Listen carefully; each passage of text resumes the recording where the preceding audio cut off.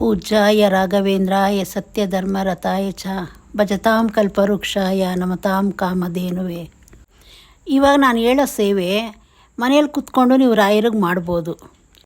ಯಾಕಂದರೆ ಮನುಷ್ಯನ ಕಷ್ಟ ಅನ್ನೋದು ಯಾವ ರೀತಿ ಇರುತ್ತೆ ಅಂದರೆ, ಜೀವನಕ್ಕೆ ತುಂಬ ಬೇಸರ ಬಂದುಬಿಟ್ಟಿರುತ್ತೆ. ಇಡೀ ದಿನ ಎಲ್ಲ ಕಷ್ಟಪಡೋದು, ಏನೋ ಇರೋದು ತಿನ್ನೋದು, ಮಲ್ಕೊಳ್ಳೋದು, ಇದೇ ರೀತಿ ಹೋಗ್ತಾ ಇರುತ್ತೆ ಜೀವನ. ಒಬ್ಬ ಮನುಷ್ಯನಿಗೆ ತುಂಬಾ ಆಸೆ ಇರುತ್ತೆ.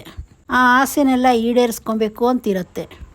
ಎಲ್ಲರಿಗೂ ಚಿಕ್ಕ ವಯಸ್ಸಿಂದ ಒಂದು ಕನಸಿರುತ್ತೆ, ನಾವು ದೊಡ್ಡವರಾದಮೇಲೆ ನಾವು ಆ ರೀತಿ ಆಗಬೇಕು, ಈ ರೀತಿ ಆಗಬೇಕು ಅಂದ್ಬಿಟ್ಟು. ಆ ಕನಸು ನಾನು ದೊಡ್ಡವನಾದಮೇಲೆ ನನಸಾಗತ್ತೆ ಅನ್ನೋ ಒಂದು ನಂಬಿಕೆಯೂ ಇರುತ್ತೆ. ಆದರೆ ಈಗಿನ ಪರಿಸ್ಥಿತಿಯಲ್ಲಿ ಎಲ್ರಿಗೂ ಯಾವ ರೀತಿ ಅನ್ನಿಸ್ತಾ ಇರುತ್ತೆ ಅಂದರೆ, ನೆಮ್ಮದಿ ಖುಷಿ ಇಷ್ಟಿದ್ರೆ ಸಾಕು ಅಂತ ಅನ್ನಿಸ್ತಾ ಇರುತ್ತೆ. ಆದರೆ ಈಗ ಅದೂ ಇಲ್ಲ. ನಾನು ನಿಮಗೆ ಮೊದಲೇ ಹೇಳಿದ್ನಲ್ಲ, ಜೀವನ ಯಾವ ರೀತಿ ಹೋಗ್ತಾ ಇರುತ್ತೆ ಅಂದ್ಬಿಟ್ಟು. ನೀವು ದಿವಸ ಜೀವನ ಪೂರ್ತಿ ಕಷ್ಟಪಡೋದೇ ಆಗ್ಬಿಟ್ಟಿದೆ.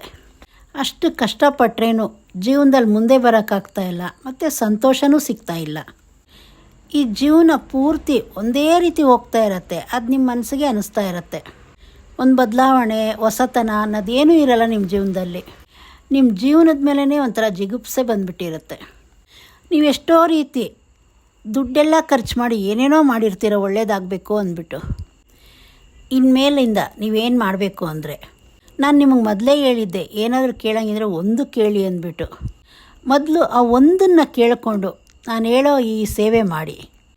ನೀವು ಮೊದಲು ಇವಾಗ ಕೇಳಿರ್ತೀರಲ್ಲ, ಅದು ಒಳ್ಳೇದಾದಮೇಲೆ ಮತ್ತೆ ಬೇರೆ ಒಂದು ಕೇಳ್ಕೊಳ್ಳಿ. ಒಂದೇ ಸತಿ 2-3 ಕೇಳಬೇಡಿ. ನಾನು ಹೇಳಿದ್ದೀನಲ್ಲ, ಮೊದಲು ಒಂದ್ರ ಮೇಲೆ ಗುರಿ ಇರಬೇಕು. ಆ ಗುರಿ ತಲುಪೋದನ್ನು ನೋಡಬೇಕು. ಆ ಗುರಿ ತಲುಪಿದ ಮೇಲೆ ಮತ್ತೆ ಇನ್ನೊಂದು ಗುರಿ ಕಡೆ ನೋಡಬೇಕು. ಅದೇ ರೀತಿ ರಾಯರನ್ನ ನಿಮ್ಮ ಮನಸ್ಸಲ್ಲಿರೋದು ಏನಾದರೂ ಒಂದು ಬೇಡ್ಕೊಳ್ಳಿ, ಆ ಕೆಲಸ ಆಗಬೇಕು ಅಂದ್ಬಿಟ್ಟು. ನಿಮ್ಮ ಹತ್ರ ರಾಯರ ಫೋಟೋ ಇಲ್ಲ ಅಂದರೆ ಒಂದು ಫೋಟೋ ತೊಗೊಂಬಂದು ಇಟ್ಕೊಳ್ಳಿ ದೇವ್ರ ಮನೆಯೊಳಗಡೆ. ಇಲ್ಲ ವಿಗ್ರಹ ಇಟ್ಕೊಳ್ತೀನಿ ಅನ್ನೋರು ಚಿಕ್ಕದಾಗಿ ಒಂದು ವಿಗ್ರಹ ಇಟ್ಕೊಳ್ಳಿ.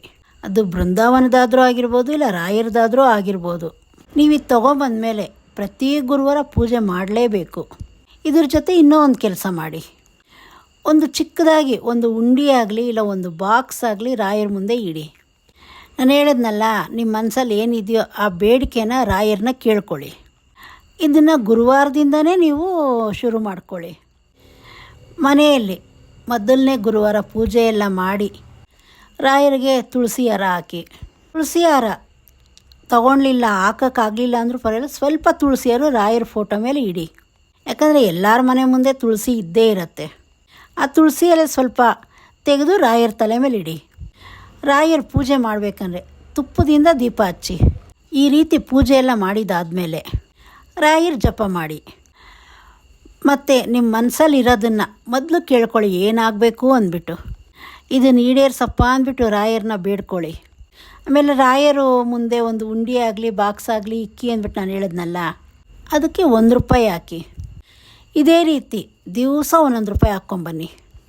ನೀವು ದಿವಸ ಪೂಜೆ ಮಾಡೋಕ್ಕಾಗಲಿಲ್ಲ ಅಂದರೂ ಪರವಾಗಿಲ್ಲ, ಆ ₹1 ಮಾತ್ರ ದಿವಸ ಹಾಕಲೇಬೇಕು. ಆದರೆ ವಾರಕ್ಕೊಂದು ಸಲ ಆದರೂ ರಾಯರ ಪೂಜೆ ಮಾಡಲೇಬೇಕು ಗುರುವಾರ. ನಿಮಗೆ ಯಾವ ರೀತಿ ಅನುಕೂಲ ಇದೆ, ದಿವಸ ಪೂಜೆ ಮಾಡಿದ್ರೂ ಪರವಾಗಿಲ್ಲ, ಆಗಲಿಲ್ಲ ಅಂದ್ರೂ ಪರವಾಗಿಲ್ಲ. ಆದರೆ ವಾರದ ದಿವಸ ಮಾತ್ರ ಗುರುವಾರ ಪೂಜೆ ಮಾಡಲೇಬೇಕು.